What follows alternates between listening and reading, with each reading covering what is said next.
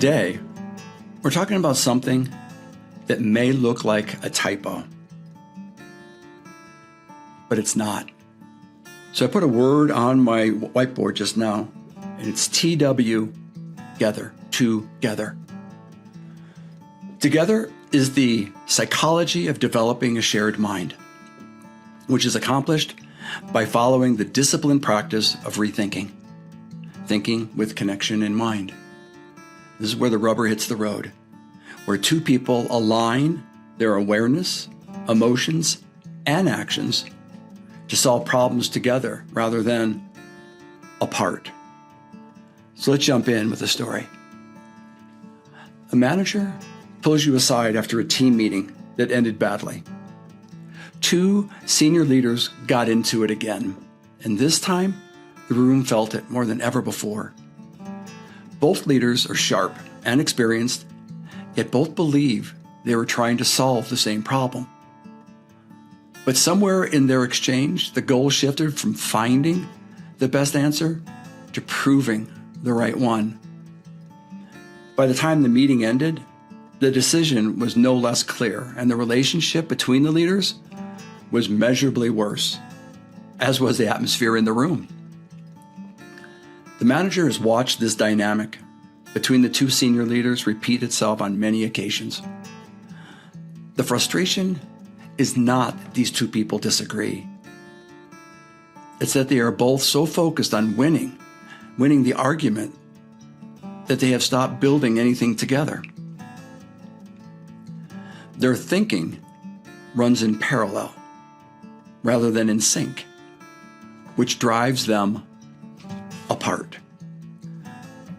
So I'm writing the word apart down, and we're going to be talking about apart thinking.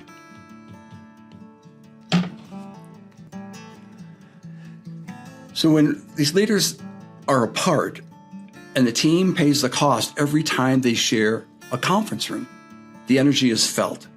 It's negative. It's competitive. It's anything but productive and mutually respectful. This scenario has a name, and it's called apart thinking. Thinking from the perspective of self with no immediate reference to what's best for everyone. The name describes how a certain style of thinking pulls people apart, and it's one of the most common and least recognized forces undermining performance, trust, and connection in organizations and in relationships alike.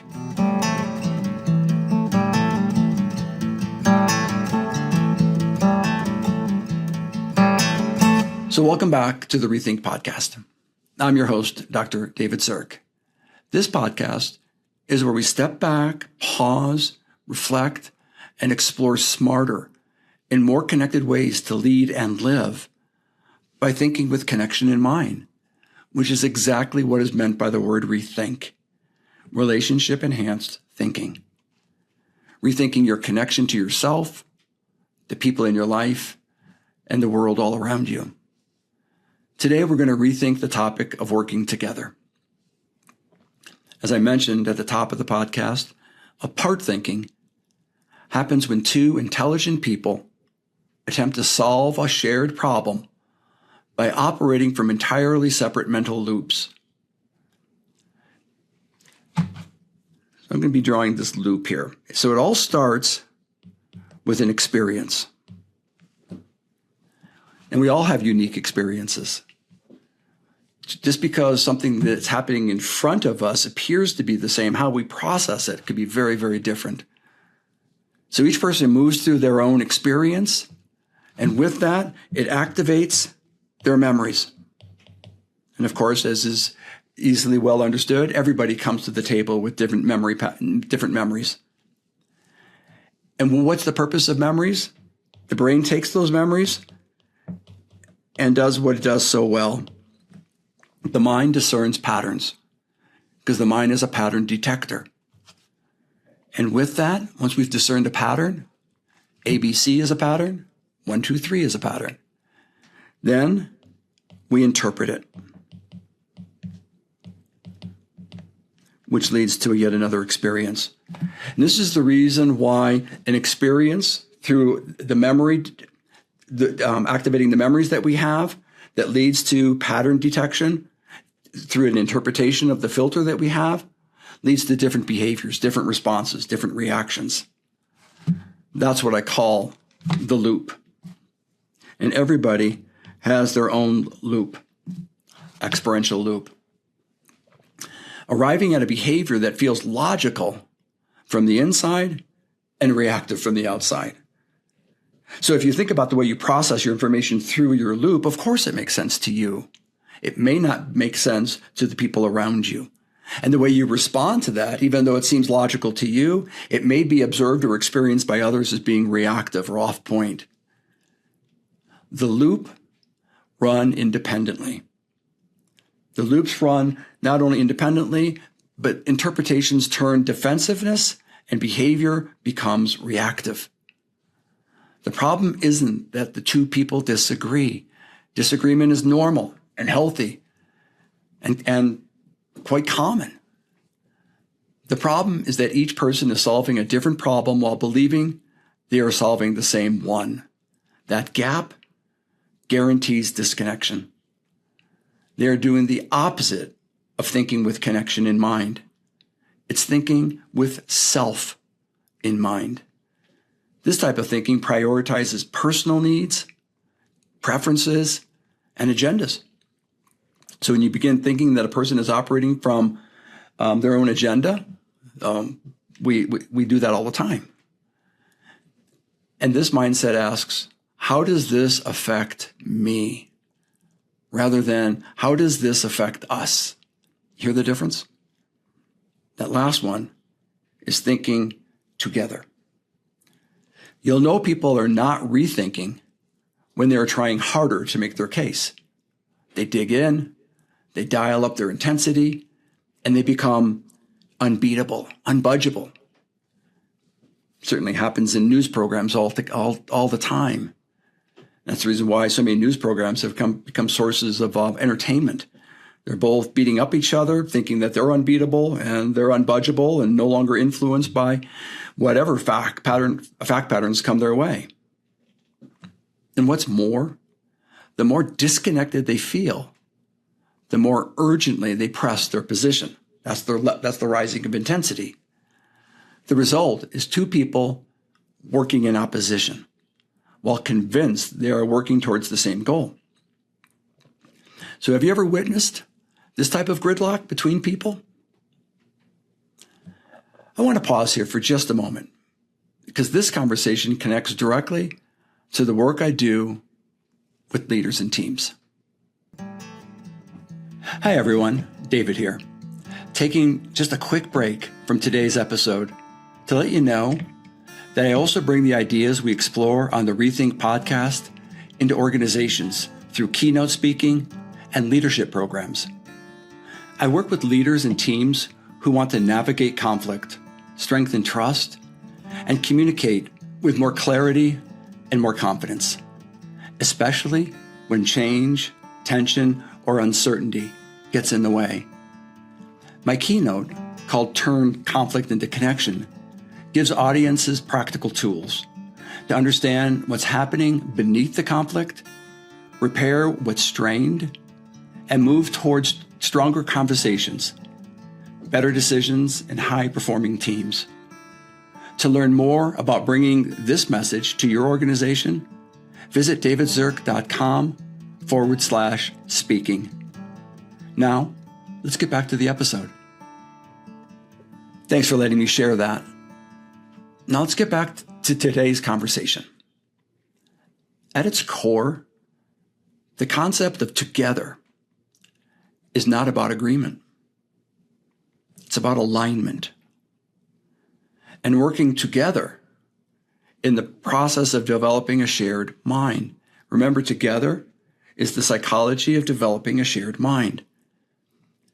It requires a shift in thinking. The shift that changes the dynamic from two people working in opposition while convinced they are working towards the same goal to rethinking. And it represents a deliberate and powerful move from self-protection to shared understanding. Traditional thinking asks, what do I think is right? Now, that's not a bad way to think. I'm not putting that down at all. And we are self-referential all the time. So what do I think is right is a common thought process. But remember, we're trying to undo conflict. When the connection between two people gets disturbed, we need a different way of thinking, and that's what rethinking is all about. And rethinking asks, what helps us to stay connected while we figure this out together? This single question activates a different internal priority system. So instead of using yourself as that self-prioritized reference point, you use the relationship as that primary reference point. Safety becomes less about winning and more about reducing threat. Meaning expands to hold more than one story at a time. So critically important. It's really possible to have more than two truths to be true at one time. That's the reason why expanding your mind and practicing the ability to hold more than one story at a time, it will really facilitate your growth as a leader. And then regulation. Regulation replaces emotional volatility with steadiness and growth. Growth takes priority over being right. Being together is built on three conditions. The first is a shared reality. When I'm working with couples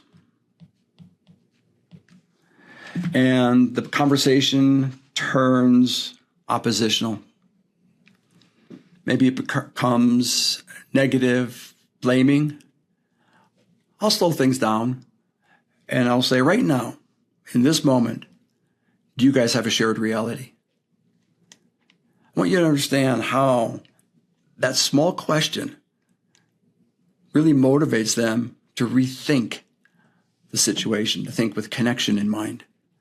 Because moving towards a shared reality is an amazing outcome for relationships. A shared reality, this is where two people explore both perspectives rather than getting stuck in competing narratives. I'm right, you're wrong. It's the way it's always been. There's a stuck mind. This is when two people think as one because their union is far greater than the alternative, which is gridlock. Thinking of as one, are we having a shared reality?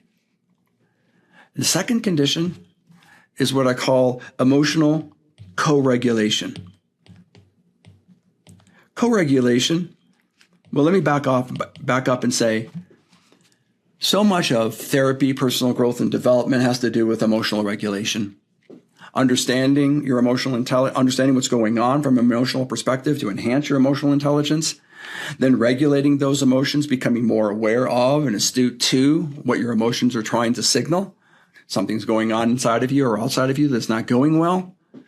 But when we co-regulate, you become partially responsible for the other person's emotions. It's really easy to trigger another individual, especially when you know their inside story. You know their buttons. So that second condition of emotional co-regulation is fundamentally, absolutely needed if you're going to work together. It's where one calm mind can stabilize the other rather than amplifying or escalating the tension. That's right. That's the reason why I say one person can substantially make a difference in the direction the relationship goes. This is why I say the power of two starts with one. I think we can make a t-shirt on that one. The power of two starts with one. We all, in a relationship, have the ability to move in the direction of a shared reality. And one way to do that is to really work effectively on co-regulation. The third is coordinated behavior. Coordinated, and then BX is short for behavior. Coordinated behavior. This is where actions are driven by intention rather than reaction. So we do things intentionally with deliberateness. We really have both hands on the oars and we know where we're going with this. That's intentionality rather than just reaction, just going, responding to the moment and allowing your psychic reflexes to take over. This is guided by an underlying commitment. Like it might sound like, I want to preserve us, which becomes the principal focus of the exchange process. I want to preserve us. I want to preserve our connection. I want to preserve our ability to be mutually respectful. I want to preserve our ability to enhance each other in terms of improving our ability to feel safe. Now, the paradox at the center of this model, well, that's worth sitting with. You can only be together when you stop trying to win. In relationships, partnerships, or even friendships, the zero-sum game of I win, you lose never ends well. Very counterproductive.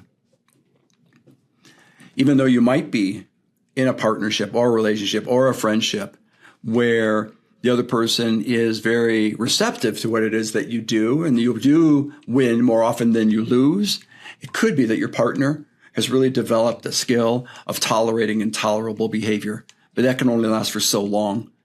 And you're likely, the more zero-sum behavior that you're showing, you're probably encouraging the other person to reach the end of their rope in this relationship. Again, it won't end well. Winning is an individual goal. Connection is a shared one. Thinking with connection in mind, rethinking. Connection is a shared one. When one person prioritizes winning, the entire system collapses back into that apart thinking. Let me give you an example. Consider two department heads who share responsibility for a product launch. Very important. Stakeholders are focusing very intensely on this launch. One prioritizes speed to marketplace. The other prioritizes quality control. Now think about that. They're both right, but the chances that the launch will end well is reduced. Chances that the launch won't end well increases substantially because they're not working together. In this scenario of apart thinking, every planning meeting becomes a negotiation over whose standard wins, speed or quality. And both these people, they dig in. Timelines begin to slip by because of the disagreements itself. They foster the inability to work together. And moreover, it produces an energy, a negative energy. The energy that should be going into the work goes into the argument. So you can see how apart thinking can be very distracting, get people to take their eye off the ball, decrease productivity, decrease efficiency, and moving towards a launch that is suboptimal. In a together dynamic, the same two people bring their priorities into the room as complementary forces rather than competing ones. The question shifts from whose approach is correct to how both standards can inform a better outcome. One calm voice slows the conversation when it starts to escalate. Both people leave with a decision they helped shape rather than the one they were forced to accept. Collaboration, cooperation, working together. By the way, the same shift is just as visible at home. Let me give you an example. Two parents with different instincts about how to handle a struggling child. You and I both know that can create a lot of marital tension. So the two parents have different instincts. They can either debate whose approach is right or build a shared response that draws on both. The first dynamic produces a winner and a loser. The second produces a team. Now, don't get me wrong. In a struggling child situation, one person's thought process and instincts might be a little bit more on point. But that's where discussion comes into play, working together. And we can begin deciding what the action is going to be. But the action that we take comes from a team perspective, not from a, you're always right, let's go with your action plan. Together is built in small moments, not these grand gestures. And there's 4 practices that create the conditions for shared thinking to develop. The first one, to be effective with working together, is pausing.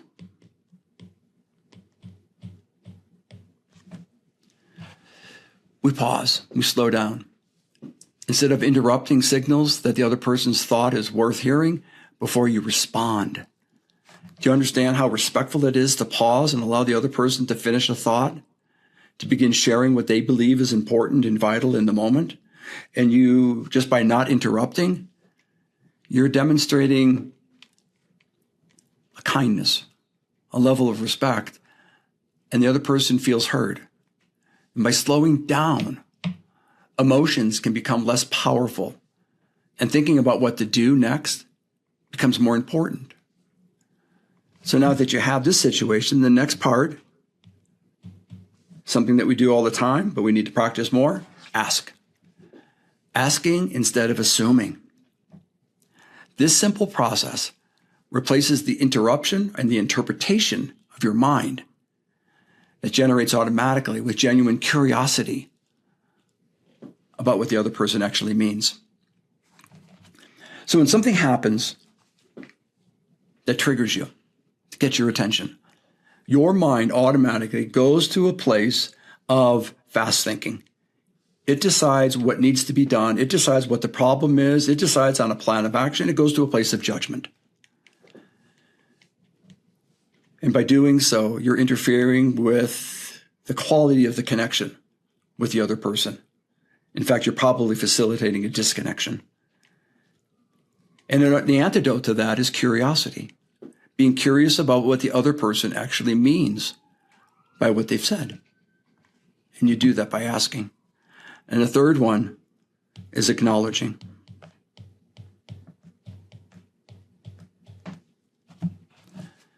Acknowledging versus correcting. It shows that you have registered someone's perspective before redirecting it. The act of acknowledging someone's viewpoint, it suspends time. And it allows for the development of a shared perspective, of a shared reality. Slowing down and pacing instead of escalating, it keeps the nervous system regulated. And it keeps it regulated enough to stay in the conversation rather than winning it. You hear what I said? Staying in the conversation long enough to have productive and cooperative dialogue rather than winning the conversation, winning the narrative battle. These micro moments synchronize independent loops. Each one is a small act of rethinking. And when you begin to integrate the process of rethinking over time, well, you're increasing the odds of building that shared reality that I'm talking about. And so when you build a shared reality, you're distancing yourself from that apart thinking, which is very corrosive to the relationship. I always tell people, the problem between two people is not what happens in terms of between them. It's what happens inside. And what happens inside, one person, perhaps both, disconnect. And the disconnection is the signal for conflict. And when we disconnect and you've been pulled apart from your connection, then all of a sudden you go into a very self-centered mindset, which is not wrong if protecting yourself and being defensive is actually what's needed. But if the priority is that you reasonably trust that individual and you want to reconnect, that's what the whole idea of working together is all about. So when the system breaks down under stress, and it will, the reset is straightforward. Try saying something like this. We are not solving this as a team right now. Let's get back to that. So you can see right there, the focal point is teamwork. But there's the plurality of it. We are not solving this as a team right now. And just by saying that, the person's going to be in agreement. They feel it. They feel the tension. They feel the disconnect. Let's get back to that. So that's a really good prompt to get both people to begin rethinking, thinking with connection in mind. Naming the breakdown out loud is often enough to interrupt it, to neutralize that negative energy, to quell the person being triggered. And it's a popular saying in psychology, and it goes, if you can name it, you can tame it. This phrase speaks to the power of shared understanding and the magic of working together instead of against each other. I've got yet another way for you to push the reset button. I've designed a quiz for this episode. I invite you to learn where your relationship breaks down, how things escalate, and whether you and others are functioning as one coordinated system. I encourage you to visit davidzierk.com/2, TWO, and bring these concepts to life. So wrapping things up, keep in mind that the most important shift in this model is also the simplest. Alignment is not the same as agreement. Two people can hold different views, different values, and even have different approaches, and still be together if they are committed to understanding each other rather than defeating each other. That commitment shows up in small moments. A pause before a response, a question instead of a conclusion, an acknowledgement before a correction. And what's interesting about these pausing, asking, and acknowledging, these aren't soft skills. They are high leverage leadership behaviors that determine whether a team fragments under pressure or holds together through it. It becomes stronger by turning conflict into connection. The goal is not a relationship without tension. That's nirvana. That's not reality. The goal is a relationship where tension becomes a resource rather than a threat, and where two distinct minds learn to think in the same direction together. This is what is meant by my keynote topic of turning conflict into a connection. Remember the small shift that changed everything about how the conversation goes. Just remember that. When you do that, when you take these small steps, the defensiveness drops. Listening opens up. People start leaning towards one another. The problem stops being each other. That's not weakness. That's the most disciplined thing two people can do together. That's together. So beyond experimenting with and integrating the 4 practices that teach you how to intentionally work together, I'd like to invite you to visit my website at davidzierk.com, where you can sign up for my newsletter called Refresh, download a ton of resources, read a blog or two, and learn more from my quizzes and speaker topics. I also have a YouTube channel called Whiteboard Psychology, where I make learning about psychology both visible and relatable. I also share quick tips on relationship intelligence on Facebook and Instagram. As always, this has been fun. Until next time, keep rethinking how you show up and do life.